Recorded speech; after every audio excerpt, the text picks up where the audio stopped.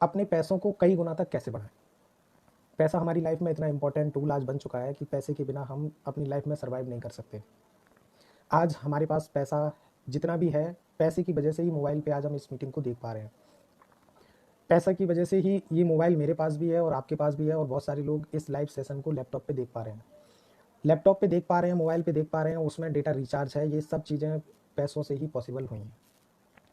अब इन पैसों को अगर हम मल्टीप्लाई कर सकें, कई गुना तक बढ़ा सकें, तो हम अपने फ्यूचर को सिक्योर कर सकते हैं और फ्यूचर को बहुत अच्छा बना सकते हैं। क्या आप सब चाहते हैं कि अपने पैसों को कई गुना बढ़ाएं? अपने पैसों को इस तरीके से इन्वेस्ट करें जिस तरीके से आपने पैसों का पेड़ लगाया हो। आपने बचपन में बहुत बार ये सुना है कि क्या पैसे पेड़ पे उगते हैं?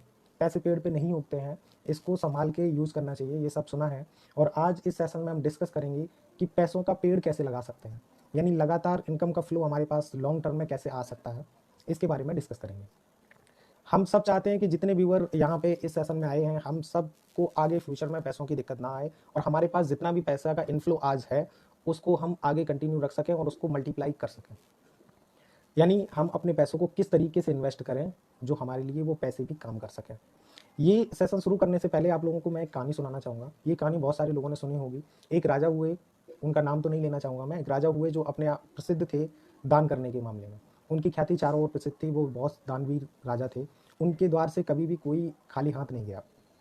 तो इसी ख्याति को सुनकर एक साधु महात्मा उनके दरबार में पहुंचे और उन्होंने भी कुछ मांग करने की दरबार में अपनी डिमांड रखी। तो राजा दानवीर था, तो राजा ने उसकी एक्सेप्ट कर ली और उससे ये कहा कि मांगो जो तुम्हें मांगना है।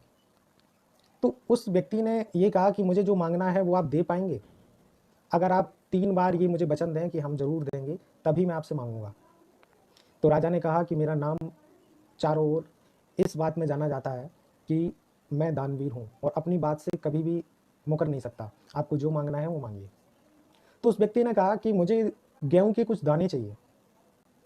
अब महाराज बोले, गेहूं के कुछ दाने चाहिए? आप तो बहुत कुछ मांग सकते थे, आप फ्री थे, कुछ भी मांग सकते थे, गेहूं के कुछ दाने? तो उसने कहा कि महाराज मुझे गेहूं के उतने दाने चाहिए जितने कि चेस में खाने होते हैं। पहले खाने में एक दाना रखें और अगले खाने में उसको डबल करते चले जाएं। 64वें खाने में जितने गेहूं के दाने आएंगे उतने दाने मुझे चाहिए। तो राजा ने कहा बिल्कुल, बहुत अच्छी बात, ये इतने दाने हम आपको देंगे, अभी तुरंत करवाते हैं। राजा ने सेवकों को आदेश दिया और कहा जितने ये दाने मांग रहे हैं उनको तुरंत ये दाने गेहूं के दिए जाएं। तो उनके सेवक जो थे वो काउंटिंग करना शुरू कर दिए। तो पहले खाने में एक दाना रखा गया गेहूं का, दूसरे खाने में उसके डबल यानी 2, तीसरे में उसके डबल यानी 4, उसके डबल 8, इस तरीके से क्रम चलता रहा। 12वें खाने तक पहुंचते पहुंचते ये हो गए 2048, और 32वें खाने तक पहुंचते पहुंचते आप लोग देखिए, जब ये आधे सफर तक पहुंचे थे तो ये जो दाने थे वो हो गए 214 करोड़ 74 लाख 83,648 दाने। जब ये इतनी बड़ी संख्या में पहुंच गई तो राजा की चिंता बढ़ गई कि अभी तो ये फकीर, ये जो बाबा थे, ये कुछ दाने मांग रहे थे और ये तो इतने ही ज्यादा बढ़ने लगे, और जैसे ही जैसे आगे संख्या बढ़ने लगी तो उसके पूरे राज्य का जो गेहूं था वो खत्म होने लगा। और इतना आंकड़ा निकल के आया कि राजा अगर पूरे राज्य का गेहूं भी दे देगा तब भी पूरे नहीं हो सकते। उसके बाद वो राजा उन बाबा के, उन स्वामी जी के पैरों पे गिर गया और बोला कि आप जितने भी गेहूं मांग रहे हैं, जितना भी धन मांग रहे हैं, उतना मेरे पूरे राज्य में नहीं है। मैं चाहूं तो अपनी इस बात को पूरा नहीं कर सकता, लेकिन मैंने आपको वादा किया है तो मैं ये आपको जरूर दूंगा। तो जितना मेरे पास है वो सब आपको दे रहा हूं, लेकिन जितना आपने मांगा है उतना तो मैं नहीं दे सकता। तो राजा ने अपना पूरा राज्य उन साधु को दे दिया। तो इस कहानी का हमारा उद्देश्य क्या था? इस कहानी का हमारा उद्देश्य था कि छोटे छोटे एफर्ट भी अगर लॉन्ग टर्म में लगातार कंसिस्टेंसी से चलते रहते हैं तो एक बड़ा रिजल्ट देते हैं। और इसको मैथमेटिक टर्म में कहते हैं कंपाउंडिंग इफेक्ट।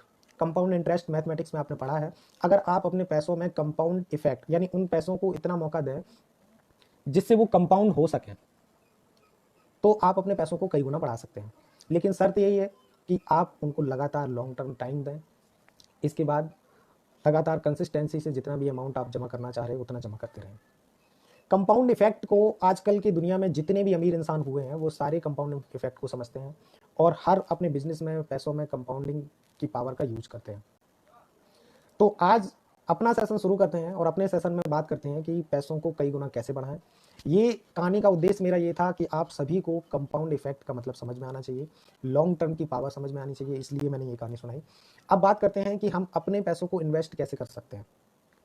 हम अपने पैसों को कई जगह इन्वेस्ट कर सकते हैं, जैसे कि FD, RD, saving bank account, इसके अलावा पीएफ, इसके अलावा एनपीएस, इसके अलावा बहुत सारे इन्वेस्टमेंट टूल्स होते हैं। इसके साथ साथ गोल्ड में भी हम इन्वेस्ट कर सकते हैं, प्रॉपर्टी में भी हम इन्वेस्ट कर सकते हैं, इसके अलावा म्यूचुअल फंड में इन्वेस्ट कर सकते हैं, शेयर मार्केट में इन्वेस्ट कर सकते हैं। अब बात करते हैं हम इन सभी इन्वेस्टमेंट प्लान की, और इन सब इन्वेस्टमेंट प्लान्स में कौन सा ऐसा इन्वेस्टमेंट प्लान है जो लॉन्ग टर्म में हमें अपने पैसों को कई गुना बढ़ाने में मदद कर सकता है। तो बात करते हैं एफडी और आरडी की, तो इनका जो रिटर्न परसेंटेज होता है वो रहता है 7 से लेके 8 8.5% तक का जो रिटर्न इसमें मिलता है, और इन्फ्लेशन लगभग हमारा 5% के लगभग होता है। तो ये इन्फ्लेशन को बीट करके थोड़ा सा एक्स्ट्रा अमाउंट हमारे लिए अर्न कर सकते हैं। इसी के साथ बात करते हैं गोल्ड की रिटर्न की, तो पिछले कई सालों में इसने भी हमें लगभग 7 से 8-9% तक का गोल्ड का रिटर्न दिया है। अब बात करते हैं प्रॉपर्टी की रिटर्न की, तो प्रॉपर्टी का जो रिटर्न है वो 10 से 11% ईयरली रहता है, और इसमें इन्वेस्टमेंट भी हमें काफ़ी सारा करना पड़ता है। इसी तरीके से एनपीएस, पीपीएफ, इन सब में 8-9% के समथिंग का रिटर्न रहता है। लेकिन अगर हमें अपने पैसों से रिटर्न इस तरीके से कमाना है कि हमारा पैसा भी हमारे लिए काम कर रहा हो जब हम सो रहे हो तब भी, तो ये कैसे पॉसिबल हो सकता है? ये पॉसिबल है आज की दुनिया में शेयर मार्केट और म्यूचुअल फंड के थ्रू। ये दो ऐसे इन्वेस्टमेंट टूल्स हैं हमारे पास जिनमें हम कई गुना रिटर्न हासिल कर सकते हैं। जैसे बात करें शेयर मार्केट की, तो शेयर मार्केट में हम 5, 10, 15, 20, 25, 30, 40, 50, 60 या इससे भी कई गुना ज़्यादा तक अपने इन्वेस्टमेंट पे रिटर्न हासिल कर सकते हैं। लेकिन शेयर मार्केट की हमारे पास नॉलेज नहीं होती है, हमारे पास इतना टाइम नहीं होता है कि हम उसको ट्रैक कर सकें, हमारे पास इतनी नॉलेज नहीं है कि हम कंपनी के शेयर्स को की रिसर्च कर सकें, हम देख सकें कि कंपनी प्रॉफिट में है या लॉस में है, किस तरीके से ये कंपनी वर्क कर रही है। ये सारा टाइम हमारे पास नहीं होता है, तो हमारे पास से ये शेयर मार्केट का जो टूल है वो हमारे सामने से हट जाता है। अब एक बचता है टूल, वो बचता है म्यूचुअल फंड। अब बात करते हैं म्यूचुअल फंड की। हमारा जो आज का सेशन है वो टोटल बेस्ड है म्यूचुअल फंड्स पे। अब इस सेशन में हम बात करेंगे म्यूचुअल फंड क्या होते हैं, म्यूचुअल फंड कैसे काम करते हैं, म्यूचुअल फंड में इन्वेस्टमेंट किस किस तरीके का होता है, म्यूचुअल फंड कितने टाइप्स के होते हैं, ऐसी बहुत सारी चीज़ें डिस्कस करेंगे। आपके सारे क्वेश्चंस के जवाब देंगे इस सेशन के खत्म होने के बाद। आपको म्यूचुअल फंड से रिलेटेड जितने भी क्वेश्चन पूछने हैं वो आप इसके बाद, सेशन के बाद पूछ सकते हैं। तो बात करते हैं म्यूचुअल फंड किस तरीके से काम करता है। जैसे कि इसके वर्ड में आता है म्यूचुअल फंड, हम लोग फेसबुक का यूज़ कर रहे हैं और फेसबुक पे म्यूचुअल फ्रेंड आता है। म्यूचुअल फ्रेंड का मतलब क्या होता है? सामने वाला पर्सन और मेरा, हमारा, इन दोनों के बीच में आपस में मिले हुए कॉमन फ्रेंड कौन से हैं उसको म्यूचुअल फंड कहते हैं, म्यूचुअल फ्रेंड कहते हैं। अब बात करते हैं म्यूचुअल फंड किस तरीके से काम करते हैं। इसमें जैसे बहुत सारे, मैं बात करता हूँ, हम सब मिलके, जितने भी लोग वीडियो देख रहे हैं और हम सब मिलके 1-1 हज़ार रुपये किसी म्यूचुअल फंड कंपनी को देते हैं। हमने मान लिया कि हम 15 लोगों ने मिलके एक कंपनी को अपना पैसा दिया। तो जब हमने एक कंपनी को अपना पैसा दिया तो उस कंपनी के पास पहुंचा 15,000 रुपये। अब वो फंड में जब 15,000 रुपये इकट्ठा हो गया तो उस फंड को मैनेज करने वाले होते हैं फंड मैनेजर। फंड मैनेजर, जिसकी अभी हमने बात करी थी कि हमारे पास शेयर मार्केट की नॉलेज नहीं होती है, हमारे पास एक्सपीरियंस नहीं होता है, हमारे पास इतना टाइम नहीं होता है कि हम ये सारी चीज़ें मैनेज कर सकें। तो फंड मैनेजर हाईली क्वालिफाइड होते हैं, जिन्होंने बैंकिंग फाइनेंस में बड़ी बड़ी डिग्री हासिल की होती हैं, अकाउंट्स पढ़ा हुआ होता है, उनकी रिसर्च और एनालिसिस टीम होती है। वो हम सबके पैसे को इकट्ठा करके इन्वेस्ट करते हैं, और इन्वेस्ट वो करते हैं म्यूचुअल फंड में। म्यूचुअल फंड पूरा कहाँ से इन्वेस्ट करता है? वो करता है शेयर मार्केट में। हमारे पास किसी एक कंपनी में, 2 कंपनी में, 4 कंपनी में रिसर्च करने का ऑप्शन था, और वो सभी कंपनियों की रिसर्च करके उनमें से बेस्ट चुन के फिर उनको इन्वेस्ट करते हैं, और हमारा जो पैसा था जो हमने जमा किया था उसको अलग अलग डाइवर्सिफाइड करके इन्वेस्ट करते हैं। जैसे उनको लगता है कि बैंकिंग सेक्टर अच्छा चल रहा है तो उन्होंने बैंकिंग सेक्टर का एक शेयर ले लिया एचडीएफसी, या एक शेयर ले लिया एसबीआई, उसमें कुछ परसेंटेज हमारे अमाउंट का इन्वेस्ट कर दिया। इसी तरीके से उन्हें लगा कि ऑटोमोबाइल सेक्टर अच्छा चल रहा है तो उन्होंने मारुति के कुछ शेयर अपने पोर्टफोलियो में ऐड कर लिए। इसी तरीके से वो थीम के हिसाब से, चलन के हिसाब से डिसाइड करते हैं कि हमारे फंड में कौन कौन से शेयर होने चाहिए, और उनके पास इतनी क्वालिफिकेशन है, रिसर्च टीम है, लगातार उनके पास पूरा टाइम है, और वो कई सालों का उनके पास एक्सपीरियंस है, और इस वजह से वो हमारे पैसे को अच्छे से मैनेज कर सकते हैं। अब बात करते हैं म्यूचुअल फंड किन किन सेक्टर्स में इन्वेस्टमेंट करता है। म्यूचुअल फंड हर सेक्टर में इन्वेस्ट करता है, हर तरीके के ऑप्शन इसमें अवेलेबल हैं। म्यूचुअल फंड स्टॉक मार्केट में इन्वेस्ट करता है, ये आपको पता है। इसके साथ साथ म्यूचुअल फंड मनी मार्केट में भी इन्वेस्ट करता है, कॉर्पोरेट बॉन्ड में भी इन्वेस्ट करता है, गवर्नमेंट बॉन्ड में भी इन्वेस्ट करता है। म्यूचुअल फंड में बहुत सारे ऐसे ऑप्शन अवेलेबल हैं जो लो रिस्क से लेकर हाई रिस्क तक अवेलेबल है। अगर हमने कहानी में समझा था कि कंपाउंड इफेक्ट, म्यूचुअल फंड में हमारे पास दोनों ऑप्शन होते हैं कि हम कुछ पैसा मंथली इन्वेस्ट कर सकें, या हमारे पास कुछ लमसम अमाउंट रखा है तो वो भी हम इन्वेस्ट कर सकें। इसके अलावा जितने भी अदर ऑप्शन हैं उनमें हमें लिक्विडिटी नहीं मिलती है। जैसे एफडी, आरडी, इनमें कुछ टाइम का लॉक इन पीरियड होता है, जितने भी समय के लिए आपने एफडी या आरडी कराई है। तो जब आप बीच में उसको तुड़वाते हैं तो आपको कम इंटरेस्ट मिलता है, साथ में आपको पेनल्टी भी देनी पड़ती है। इसी तरीके से अगर हम बात करें प्रॉपर्टी के इन्वेस्टमेंट की, तो जब हम प्रॉपर्टी का इन्वेस्ट करते हैं तो जब भी कभी हमें उस पैसे की रिक्वायरमेंट है तो इतनी आसानी से हम अपनी प्रॉपर्टी को सेल नहीं कर पाते, उस रिटर्न को इतनी आसानी से हासिल नहीं कर पाते। ये सारे ऑप्शन हमें म्यूचुअल फंड में मिलते हैं। यानी म्यूचुअल फंड में लिक्विडिटी मिलती है, हम जब चाहें अपना पैसा जमा कर सकते हैं, जितने टाइम के लिए हम जमा करना चाहें उतने टाइम के लिए जमा कर सकते हैं, जब चाहें तब हम निकाल सकते हैं, जब हमें ज़रूरत पड़ती है तब पैसे निकाल सकते हैं। इसी तरीके के बहुत सारे ऑप्शन हमें मिलते हैं। पैसा हमारा सेफ रहता है क्योंकि जो म्यूचुअल फंड मैनेजर्स हैं उनके पास क्वालिफिकेशन है, मार्केट की नॉलेज है और वो उसके एक्सपर्ट हैं। तो उसमें वो जो इन्वेस्टमेंट करते हैं सोच समझ के करते हैं, और हम जिस डायरेक्ट अगर शेयर मार्केट में लगाते हैं तो हमारे लॉस होने के चांस बढ़ जाते हैं। और म्यूचुअल फंड हमें सिर्फ एक ऑप्शन देता है कि हमारे पैसों को बचाने की कोशिश करता है और लॉस होने से हमें बचाता है। अब बात करते हैं म्यूचुअल फंड्स के टाइप की। म्यूचुअल फंड्स के बहुत सारे टाइप्स हो सकते हैं, किन किन बेस पे टाइप्स होंगे उनके बारे में बात करते हैं। म्यूचुअल फंड एसेट क्लास के बेस पे उनके टाइप्स होते हैं। इसके अलावा स्ट्रक्चर के बेस पे म्यूचुअल फंड के टाइप होते हैं। इसके अलावा इन्वेस्टमेंट गोल के अकॉर्डिंग भी म्यूचुअल फंड के टाइप होते हैं। एसेट क्लास के बेस पे म्यूचुअल फंड के टाइप, जैसे किस किस एसेट में वो इन्वेस्टमेंट कर रहे हैं। इसके अलावा स्ट्रक्चर के बेस पे, यानी उनका स्ट्रक्चर क्या है, किस में ज़्यादा इन्वेस्टमेंट है, किस में कम इन्वेस्टमेंट है, स्ट्रक्चर के बेस पे भी बहुत सारे म्यूचुअल फंड मार्केट में एग्जिस्ट करते हैं। इसी तरीके से इन्वेस्टमेंट गोल को ध्यान में रख के भी बहुत सारे म्यूचुअल फंड बनाए गए हैं।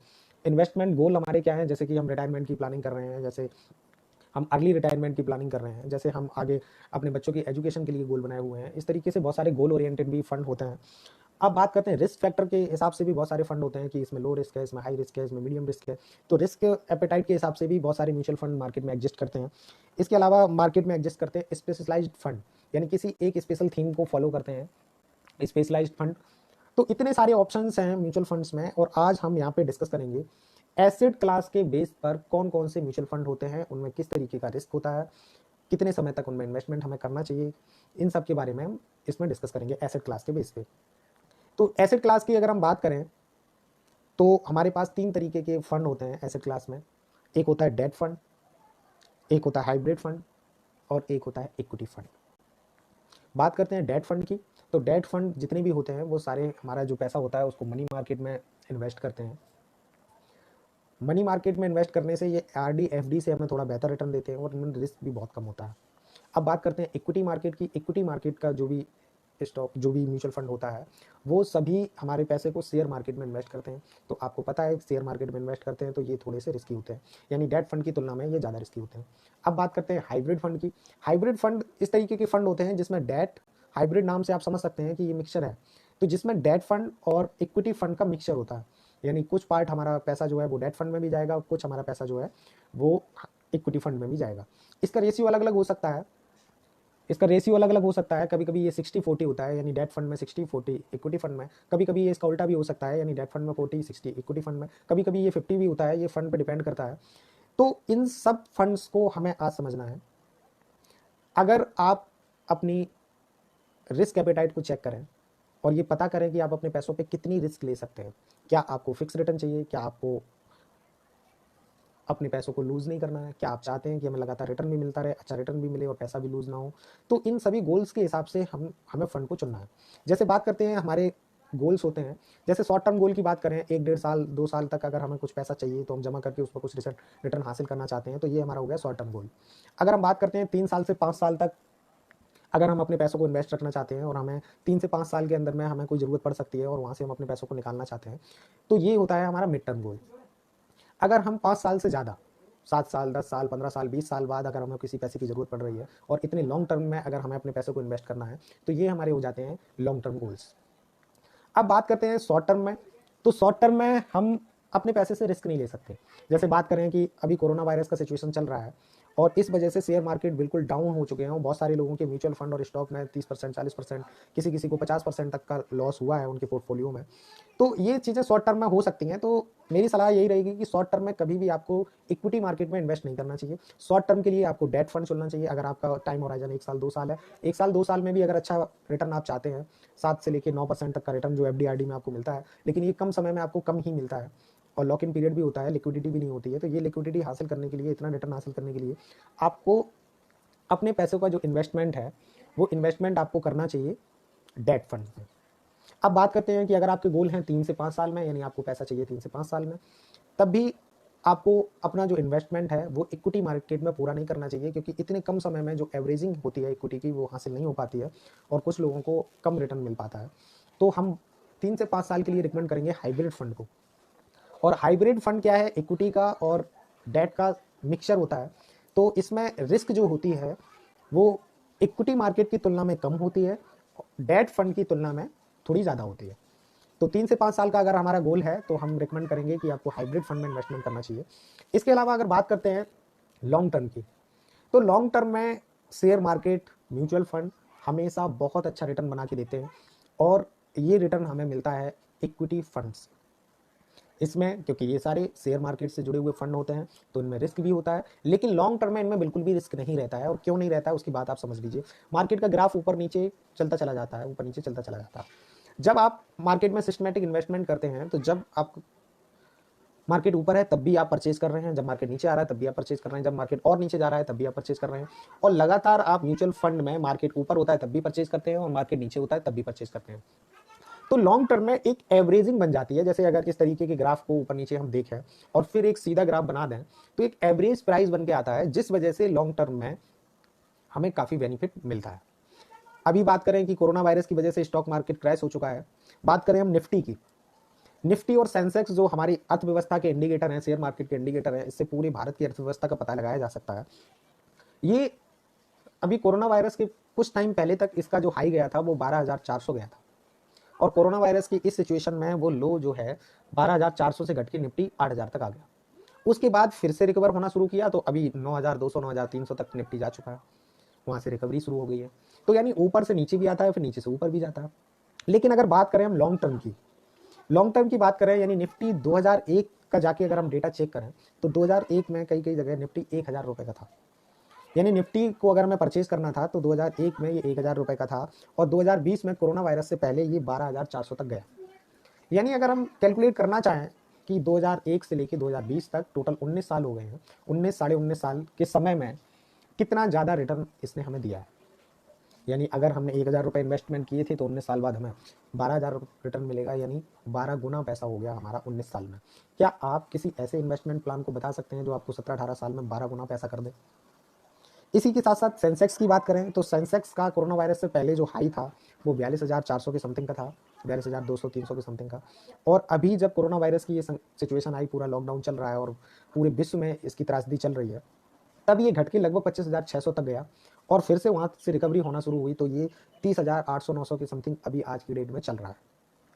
अब इसकी भी अगर 2001 से लेके अभी तक की तुलना करें तो 2001 में इसकी कीमत थी 3,000 रुपये, 3,000-3,100, इस तरीके से इसकी कीमत अलग अलग समय पे पूरे 2001 में चल रही थी। और उस समय अगर इसको परचेज किया होता तो आज कोरोना वायरस से पहले ये 42,000 तक टच कर चुका था। सोचिए आप कि अगर आप 3,000 रुपये का इन्वेस्टमेंट करते और 2020 में, यानी 19 या 20 साल के समथिंग का जो टाइम है, उसमें आपके 3,000 बन जाते 42,000। क्या आप कोई ऐसा इन्वेस्टमेंट जानते हैं जिसमें इस तरीके का रिटर्न पॉसिबल हो सके? मुझे तो अभी तक इस तरीके का रिटर्न किसी और जगह नहीं दिखा है। म्यूचुअल फंड या शेयर मार्केट, इन्हीं दोनों में इस तरीके का रिटर्न मिल सकता है। शेयर मार्केट के बारे में मैं पहले ही बता चुका हूँ कि हम लोग उसके बारे में ज़्यादा नॉलेज नहीं रखते, हम इतने क्वालिफाइड नहीं है, हमारे पास इतना एक्सपीरियंस नहीं है कि हम हर कंपनी के डेली मूवमेंट को चेक कर सकें, कब ऊपर जा रही है, कब नीचे जा रही है। बहुत बार हम शॉर्ट टर्म के बेसिस पे उसमें लॉस भी झेल सकते हैं। इसलिए म्यूचुअल फंड का यहाँ पे हमने ऑप्शन चुना है, और आज का पूरा सेशन जो है वो म्यूचुअल फंड पे चल रहा है। अब बात करते हैं इक्विटी मार्केट की। बात जब चल रही थी तो इक्विटी मार्केट में भी अलग अलग तरीके के फंड होते हैं, और इक्विटी मार्केट में कौन कौन से फंड होते हैं? सबसे अच्छे जो फंड्स होते हैं वो होते हैं लार्ज कैप फंड, यानी टॉप कंपनीज जो होती हैं पूरे शेयर मार्केट में, जिनकी कैपिटल सबसे ज़्यादा लार्ज है, उनके हिसाब से इनको बनाया जाता है large cap fund. Large cap fund बड़ी कंपनियां होती हैं तो बड़ी कंपनियों में लॉस के चांस कम रहते हैं, तो उनमें जब इन्वेस्टमेंट होता है तो हमें भी लॉस के चांस कम होते हैं। इक्विटी मार्केट में भी फंड की कैटेगरी में सबसे कम जो लॉस के चांस होते हैं वो होते हैं लार्ज कैप फंड में। उसके बाद बात करते हैं मिड कैप फंड में। मिड कैप फंड क्या है? लार्ज कैप कंपनियां छोड़ने के बाद जो दूसरे नंबर पे कंपनियां आती हैं वो आती हैं मिड कैप फंड, यानी कैपिटल के अकॉर्डिंग उनका जो डिसाइड होता है मिड कैप फंड। तो मिड कैप फंड में थोड़ा सा रिस्क लार्ज कैप फंड से ज़्यादा होता है, और रिस्क अगर आप थोड़ा सा ज़्यादा लेंगे तो आप रिटर्न भी ज़्यादा हासिल कर पाएंगे। इससे और डाउन की तरफ चलते हैं तो मिड कैप की बात जो कंपनियां आती हैं वो आती हैं स्मॉल कैप, तो इनसे बनते हैं स्मॉल कैप फंड। अब बात करते हैं लार्ज कैप और मिड कैप के बाद जो स्मॉल कैप आया। इस स्मॉल कैप में छोटी सी कंपनियां होती हैं, कभी भी लॉस में जा सकती हैं, कभी आपका पैसा जो है वो डूब सकता है। तो इन फंड्स में आपका जो रिस्क है वो थोड़ा सा ज़्यादा बढ़ जाता है, और रिस्क थोड़ा सा ज़्यादा हो जाता है तो रिटर्न भी थोड़े ज़्यादा हो जाते हैं, और लॉन्ग टर्म में ये भी आपको लंबा रिटर्न बना के देते हैं। इसी तरीके से एक कैटेगरी होती है multi cap fund. Multi cap fund क्या है? Large cap, mid cap, small cap, इन सबको मिक्स करके, यानी कुछ कंपनियां अच्छी चुन के उन्होंने लार्ज कैप की ले ली, कुछ मिड कैप की भी ले ली, कुछ स्मॉल कैप की ले ली, सभी को मिला के एक पोर्टफोलियो बना दिया, उसको हम मल्टी कैप फंड बोलते हैं। और इसमें रिस्क जो होता है वो डाइवर्सिफाइड हो जाता है। तो लार्ज कैप, मिड कैप और स्मॉल कैप की तुलना में ये इसका जो रिस्क होता है वो मिड कैप की इक्वल रहता है लगभग में, क्योंकि लार्ज कैप हमारे रिस्क को थोड़ा कम करते हैं, मिड कैप हमारे रिस्क को बैलेंस करते हैं, इसी तरीके से रिस्क को थोड़ा और बढ़ा देते हैं स्मॉल कैप। तो तीनों को मिला के अगर मिक्सचर की बात करें तो रिस्क हमारे मिड कैप फंड की जैसा ही इनमें मल्टी कैप फंड में होता है। तो इतनी देर से मैं म्यूचुअल फंड के बारे में बात कर रहा था। म्यूचुअल फंड में इतने बेनिफिट्स हैं। म्यूचुअल फंड से आप लॉन्ग टर्म वेल्थ क्रिएट कर सकते हैं। म्यूचुअल फंड से आप 15%, 20%, 25% तक रिटर्न हासिल कर सकते हैं। अगर बात करें म्यूचुअल फंड के एवरेज रिटर्न की, तो गूगल पे आप किसी भी फंड को आप सर्च कर सकते हैं और उसका 5 साल 7 साल का डेटा देखेंगे तो आपको पता चलेगा हर फंड ने, ज़्यादातर फंड ने जो है रिटर्न है 15%, 16%, 18%, 20% रिटर्न दिए हैं। और ये रिटर्न अभी कोरोना वायरस की सिचुएशन की वजह से थोड़े से कम दिखाई दे रहे हैं। अगर आज के 2 महीने पहले हम इन रिटर्न को कैलकुलेट करते हैं तो आपको हर फंड में 20%, 25% तक के रिटर्न हासिल कर लेते हैं। लेकिन अगर हम बात करें कि इनको सिर्फ एवरेज आउट करके देखें तो म्यूचुअल फंड से हमें 14 से 15% रिटर्न आसानी से मिल जाता है। शर्त बस इतनी है कि कम से कम हमें 7 साल, 8 साल, 9 साल, 10 साल से लंबा होराइजन लेना है। अगर हमारे पास इतना टाइम नहीं है तो हम इक्विटी मार्केट में इन्वेस्ट ना करके हाइब्रिड फंड्स में इन्वेस्ट करेंगे। अगर हमारे पास 3 से 5 साल का समय है, 6 साल का समय है तो हाइब्रिड फंड में इन्वेस्ट करेंगे। अगर हमारे पास इससे भी कम समय है तो हम डेट फंड में इन्वेस्ट करेंगे। अगर हमारे पास बिल्कुल भी बहुत कम समय है, यानी हम चाहें जब चाहें तब पैसा निकालना है, जिस तरीके से हम अपने सेविंग अकाउंट में रखते हैं पैसा, तो आपके लिए बेहतर ऑप्शन रहेगा लिक्विड फंड। डेट फंड में भी एक फंड आता है जिसको हम कहते हैं लिक्विड फंड, और लिक्विड फंड हमें रिटर्न देता है समथिंग 7% रिटर्न, जो हमें मार्केट में आरडी और एफडी देती हैं। यहाँ लिक्विडिटी के साथ साथ आपको इतना रिटर्न मिल जाता है ईयरली, यानी बिल्कुल सेविंग बैंक अकाउंट की तरह। जब चाहें आप पैसे सेविंग बैंक से निकाल सकते हैं, उसी तरीके से लिक्विड फंड में जब चाहें आप तब निकाल सकते हैं। कितना भी टाइम का कोई लॉक इन नहीं होता है। आप आज रिक्वेस्ट करेंगे, परसों आपके पैसे अकाउंट में आ जाएंगे और आप अकाउंट से निकाल सकते हैं। तो लिक्विड फंड सबसे अच्छा ऑप्शन है अगर आप पैसों को इन्वेस्ट भी करना चाहते हैं, साथ में आपको जब चाहे तब जरूरत पड़ जाए। अगर आपके सेविंग अकाउंट में 1 लाख 1.5 लाख रुपए पड़े रहते हैं पहले से, तो आपको लिक्विड फंड में उस पैसे को ट्रांसफर करना है, क्योंकि जो पैसा आपके सेविंग अकाउंट में पड़ा है उस पर आप 3.25%, 3.5% तक का रिटर्न हासिल कर पा रहे हैं। सिर्फ इसीलिए उसमें पड़ा है कि जब आपको जरूरत पड़े तो आप तुरंत निकाल सकें। तो ये ऑप्शन आपको लिक्विड फंड भी देता है और उसमें रिस्क भी बिल्कुल भी नहीं होता है, और उसमें आप ट्रांसफर कर सकते हैं तो उसमें आपको 7% तक रिटर्न मिल जाएगा।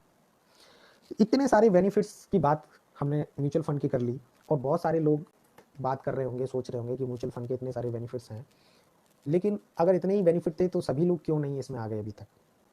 तो बात करें पिछले 4 साल 5 साल की, ये जो रेशियो है लगातार बढ़ता चला जा रहा है। म्यूचुअल फंड में बहुत सारे लोग, म्यूचुअल फंड का प्रचार भी आता है, आपने देखा है म्यूचुअल फंड सही है वेबसाइट करके उसका भी प्रचार, काफ़ी लोगों में म्यूचुअल फंड के प्रति जागरूकता फैला रहे हैं, और टीवी पे बहुत सारे म्यूचुअल फंड के एड्स आते हैं। उनसे हमें ये पता चलता है कि म्यूचुअल फंड कितना सही है हमारे लिए। अब बात करते हैं, एक आंकड़ा आप लोगों को देना चाहेंगे। 31 जनवरी 2009 की बात करें, 31 जनवरी 2009, तब म्यूचुअल फंड में जितना भी इन्वेस्टमेंट था वो टोटल इन्वेस्टमेंट था 4 लाख करोड़ का। फिर बात करें 31 जनवरी 2019 की, तब तक इन्वेस्टमेंट हो गया था 23 लाख करोड़ का। यानी इतना पैसा म्यूचुअल फंड में लगातार इन्वेस्ट हो रहा है, और आगे ग्राफ ये बढ़ता चला जाएगा। इसको आप गूगल पे सर्च करके देख सकते हैं। बहुत सारे लोगों में म्यूचुअल फंड की जागरूकता आ रही है और वो म्यूचुअल फंड की तरफ अपने आप को स्विच कर रहे हैं। तो आप सब भी म्यूचुअल फंड में इन्वेस्टमेंट कर सकते हैं और अपने पैसों को कई गुना तक बढ़ा सकते हैं। ऐसे समझ लीजिए कि पैसा आपके लिए काम कर रहा है जब आप सो भी रहे हैं। आप समझ लीजिए कि आपका पैसा भी आपका एक एम्प्लॉय बन गया है, जो आपके काम करने ना करने से कोई उस पर फ़र्क नहीं पड़ता है, वो लगातार काम करता रहता है। बहुत सारे लोग सोच रहे हैं कि सुनी जी, ये म्यूचुअल फंड की इतनी तारीफ कर रहे हैं, लेकिन म्यूचुअल फंड में तो रिस्क होता है, कभी भी ये स्टॉक मार्केट में इन्वेस्टमेंट करते हैं तो ये पैसा डूब भी सकता है। बहुत सारे लोग सोचते हैं कि म्यूचुअल फंड अप डाउन चलता रहता है, कभी ऊपर कभी नीचे, तो इसमें रिटर्न फिक्स नहीं रहता है, कभी कभी तो निगेटिव भी हो जाता है। कुछ लोग सोचते हैं कि अगर हमने इन्वेस्टमेंट किया और ये कंपनी हमारा पैसा लेके भाग गई तो हमें रिटर्न दिया या ना दिया तो इस तरीके के बहुत सारे क्वेश्चन आप लोगों के मन में आते हैं। इनके भी एक एक करके हम आपको जवाब देंगे।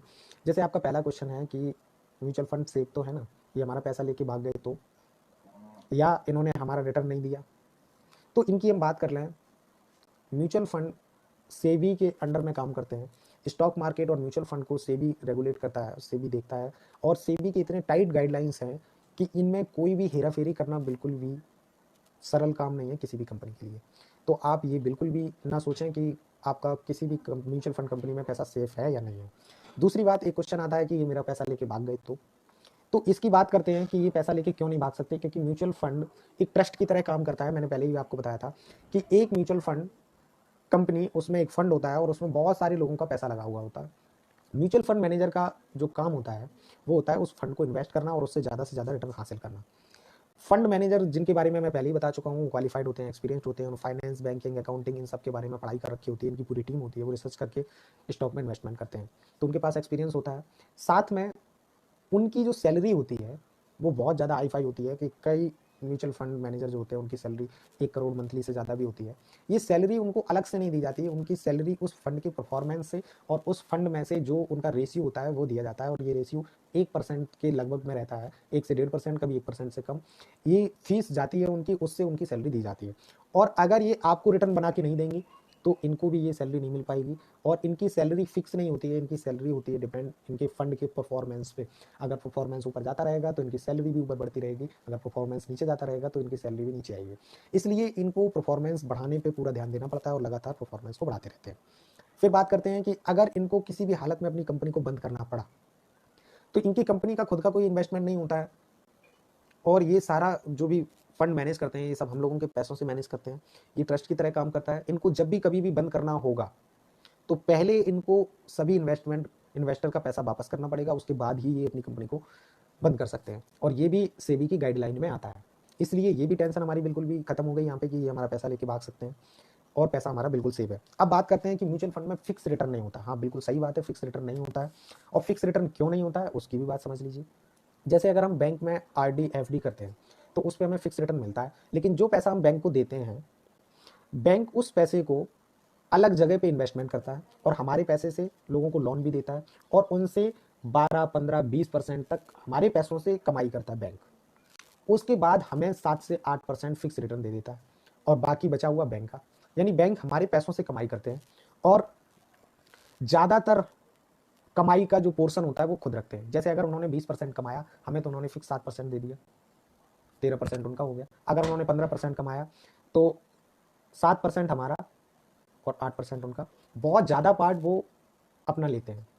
इसी तरीके से बात करें म्यूचुअल फंड की, तो म्यूचुअल फंड में जितना भी रिटर्न फंड मैनेजर हासिल करते हैं वो टोटल रिटर्न आपका होता है, उसमें से वो सिर्फ उतना लेते हैं जो उनकी फीस है, जिसको हम एक्सपेंस रेशियो कहते हैं। अगर हम किसी फंड को सर्च करते हैं तो उसमें उसका एक्सपेंस रेशियो लिखा रहता है।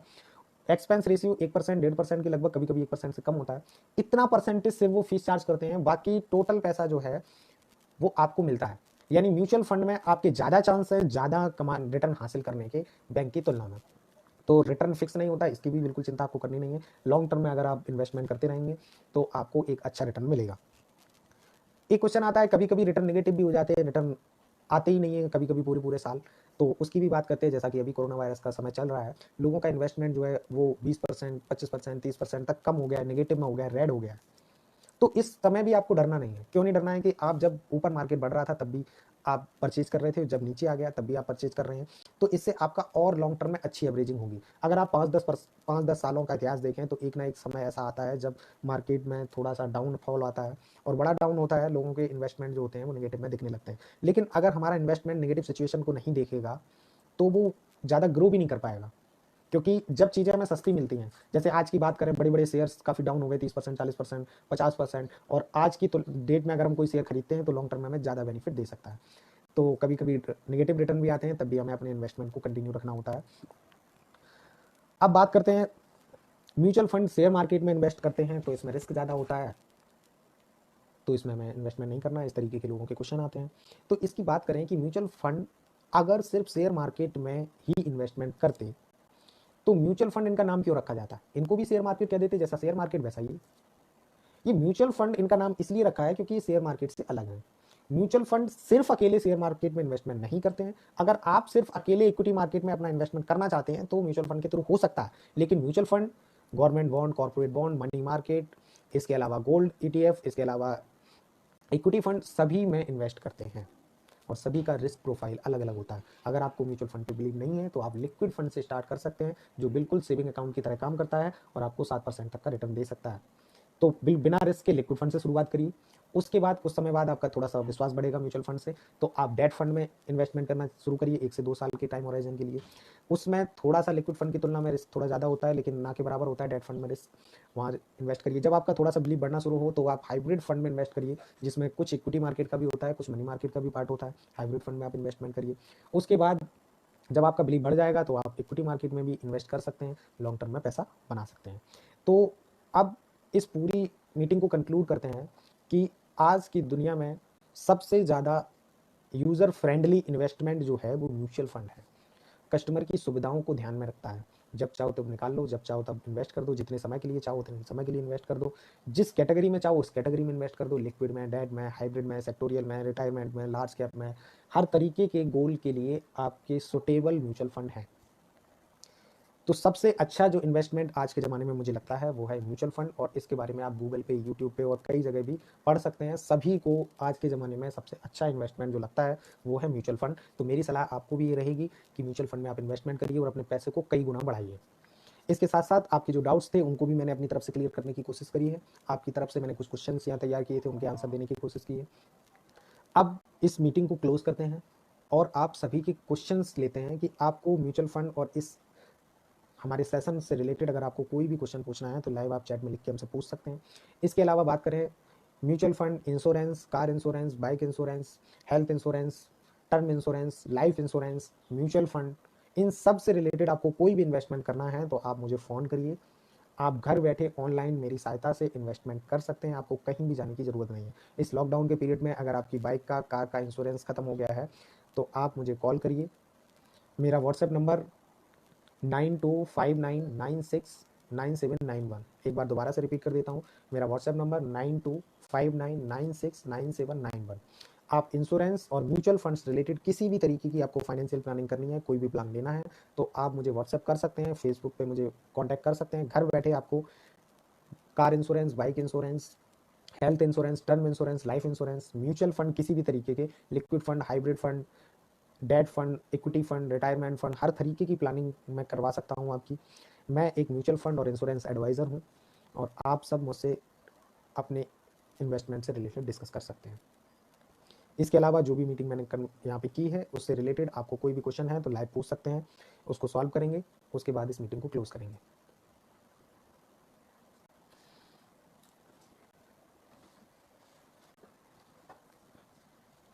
कोई भी क्वेश्चन पूछना हो तो पूछ सकते हैं।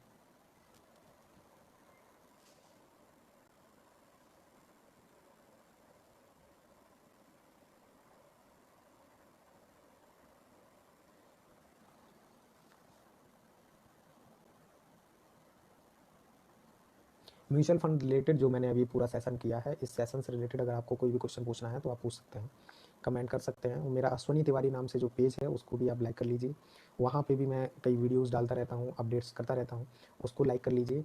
और आगे से मैं उसी पेज पर लाइव ज़्यादातर आया करूँगा। आज मैंने ये ओपन लाइव किया है, आगे से मैं पेज पर लाइव करूँगा। आप सब लोग अपने नोटिफिकेशन में चेक करिए, मैंने सबको रिक्वेस्ट भेजी है पेज को लाइक करने की।